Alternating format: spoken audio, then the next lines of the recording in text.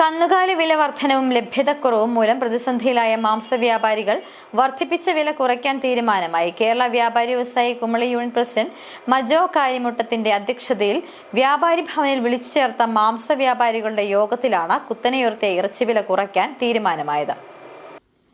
കാലിത്തീറ്റയുടെ വിലയും മറ്റു ചിലവുകൾ ക്രമാതീതമായി ഉയർന്ന് മാടുകളുടെ വില വർധനവിന് കാരണമായതോടെയാണ് കുമളിയിൽ ഇറച്ചി വിലയും ഉയർത്താൻ തങ്ങൾ നിർബന്ധിതരായെന്ന് ഇറച്ചി വ്യാപാരികൾ യോഗത്തിൽ അറിയിച്ചു. 400 രൂപ വിലയുണ്ടായിരുന്ന ഇറച്ചിക്ക് 40 രൂപ വർദ്ധിപ്പിച്ചതോടെയാണ് നാട്ടുകാരുടെ പ്രതിഷേധം ശക്തമായത്. ഇതേ തുടർന്ന് നടത്തിയ ചർച്ചയിലാണ് 40 രൂപ പിൻവലിച്ച് 400 രൂപ വിലയ്ക്ക് വിൽപ്പന നടത്തുന്നതിന് തീരുമാനിച്ചത്.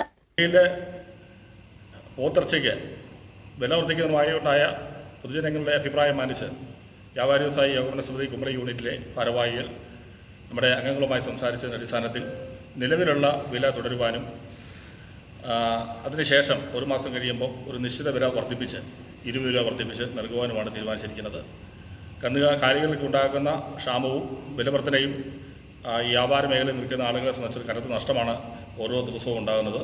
അവരുടെ ഇതിനെ കൊണ്ടുവരുന്നതും കൂലി വർധനവും ഒരു മാസത്തിനു ശേഷം സാഹചര്യം വിലയിരുത്തി 20 രൂപ വർദ്ധിപ്പിക്കുവാനും യോഗത്തിൽ തീരുമാനിച്ചു. വ്യാപാരി വ്യവസായി ഏകോപന സമിതി unit secretary VK Divakaran, treasurer Firoz Khan എന്നിവർ പങ്കെടുത്തു.